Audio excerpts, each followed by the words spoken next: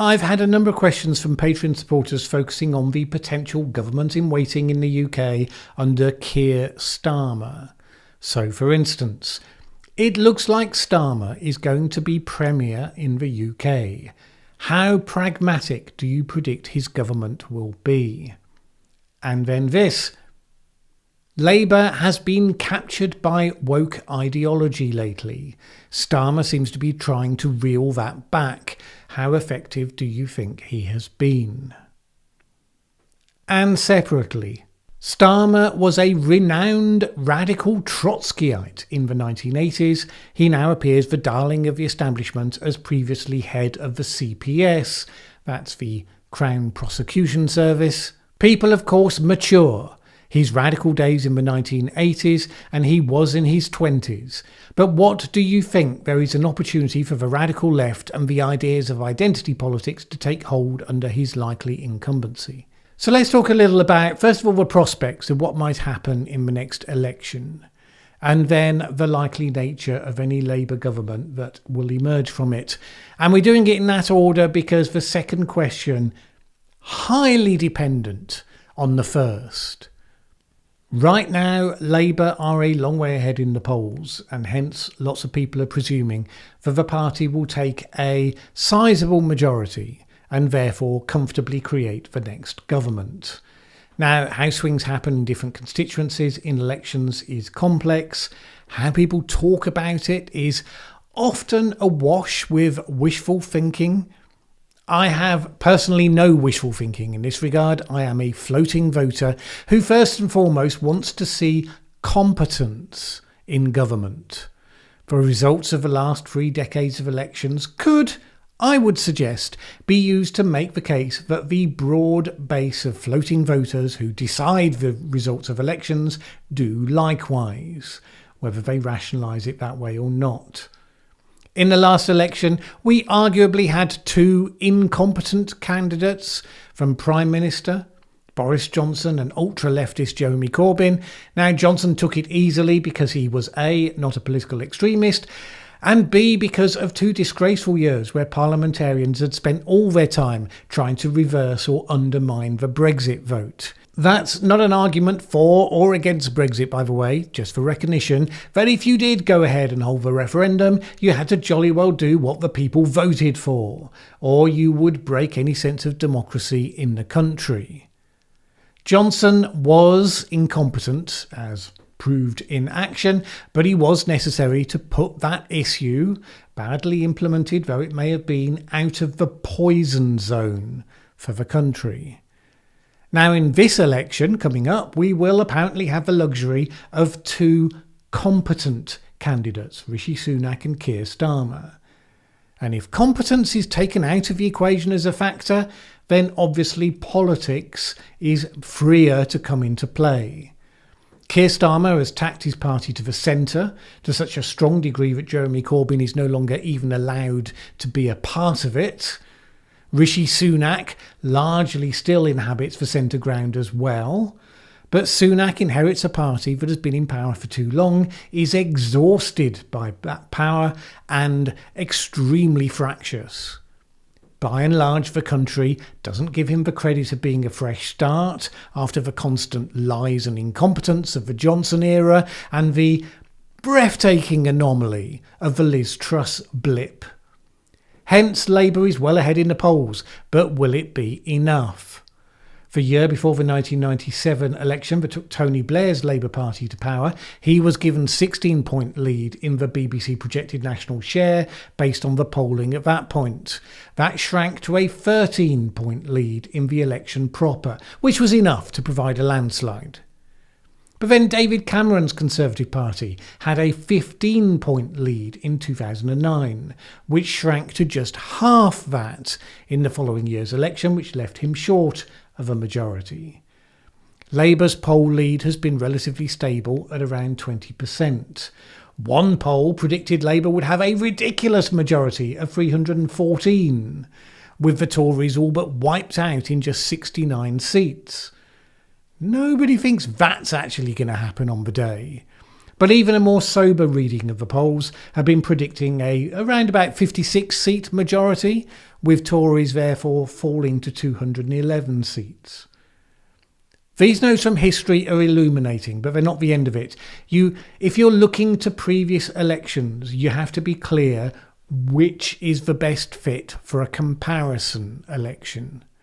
And the electoral geography of the country changes over time in any case, and has shifted considerably through the process of Brexit. So how things worked before, not necessarily how they will work this time. Some people are looking to 1997 as the comparison year. The Tories had, after all, been in power for too long. They were exhausted, riven with scandals. The country was fed up of them, notwithstanding the basic decency of John Major as a person. So look, the comparison there is obviously pretty straightforward. But the fact is that Labour in 1996 were demonstrably a government in waiting. Under Blair, it projected competence. It oozed with energy and ideas. During the couple of years before the election, you could see the soft power seeping away from the government of the day to the then opposition. Keir Starmer is not, however, Tony Blair. He may be competent, you only really get to find that out after the election, but he is dull. Bursting with ideas and with a sense of new direction, he is not. Really, the comparison is a hybrid between 1997, because the country is genuinely fed up of the incumbents, and 1992. In 1992, you had John Major recently having taken over from Margaret Thatcher. He was decent, competent, respectful, and he faced Neil Kinnock, who had been Labour leader for a while. He had grown in stature significantly from his first election outing. Both were sort of competent. Neither were particularly exciting.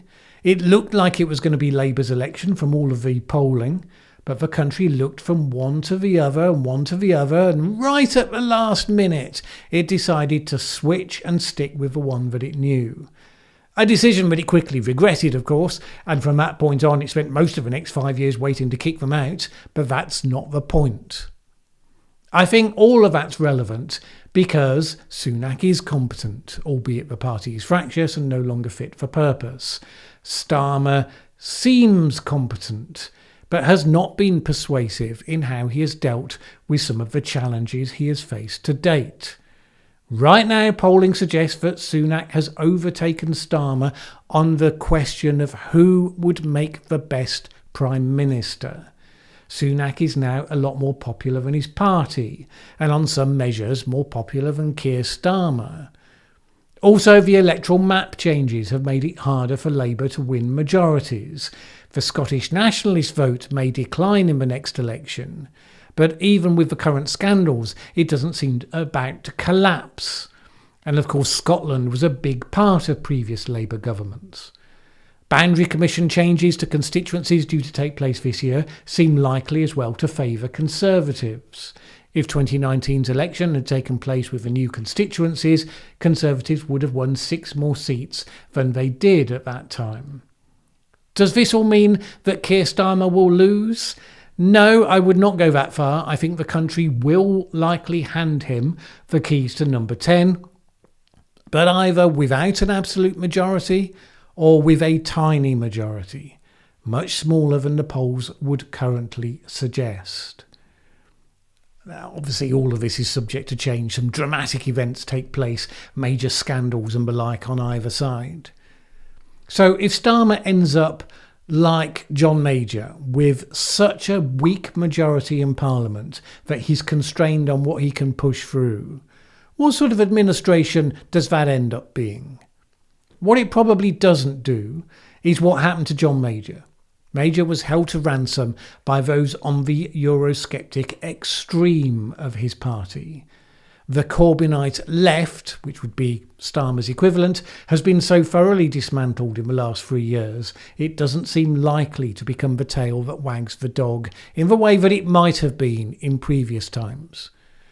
As for the woke issues, I think Labour learned some hard lessons in that area over the last couple of years and will have been taking notes as well as the trans prisoners controversy derailed the SNP in Scotland. They will be prone to pressure, but they will also be keen to stay within the common sense spectrum on most topics to hold the support of the centre ground voters should they give them their support and deliver them into number 10. You see, this is where British democracy does better than the United States, because by and large governments are elected and are able to actually govern. They get pushed towards the centre because they actually get held to account for the consequences of what they decided to do. And the UK, remember, is the country that dismantled its trans outlier clinic following a relatively grown-up report assessment of how it was falling behind on basic standards of clinical care. The US, on the contrary, because it has gridlock in its government the whole time, encourages its parties to play to the extreme bases. And no, I wouldn't be distracted at all by what Starmer's politics were in his 20s. There have been many parliamentarians who started on the radical scale in their earliest years, who matured out of that over the decades. And you know, my own example, I mean, I've not been involved in politics for decades, but when I started in the Greens, a party that would not be in contention if I were ever to get back involved, and I expect would not welcome me into its ranks either. Not that I have the slightest intention of getting back involved, to be honest. I have come to value my independence rather highly over the years. By the way, ironically, I think you get a more radical government prone to bouts of the surreal reasoning that has become associated with what's called wokeness if Labour fails to get a majority and has to form a coalition with the Liberal Democrats. From having been the centre ground party when I was involved with them, when Paddy Ashdown was leader, they have transformed into a much more radicalist force. And don't forget that Labour has one advantage that the Conservatives don't. Right now, none of the other parties would be willing to enter into a coalition with the Tories if they ended up as the larger party, whereas that option is definitely open to Starmer. Really, I find the hardest question to answer, what would a Keir Starmer government be like if he did win a thumping dominant majority and could do whatever he wanted? The fact that it's not obvious what that would look like, it's exactly why I think that unless something big changes soon, he won't win such a big thumping majority. The fact is that although we now have the luxury of basic competence in our choice, we still don't have anything in British politics that looks like good leadership. I don't think that changes whichever party wins on the current showing. Now, that may be wrong. People can rise to the situation once they're in it. Nobody thought Margaret Thatcher would be an enduring and transformational leader before she was actually there. And indeed, not for a couple of years even then. All right, I'm aware that this discussion has only really scratched the surface. Let me know what you think about it in the comments below. I'd be really interested to see your take on it.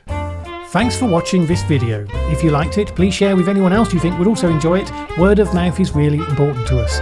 And if you've not subscribed yet, what are you waiting for? As the saying goes, that subscribe button won't smash itself.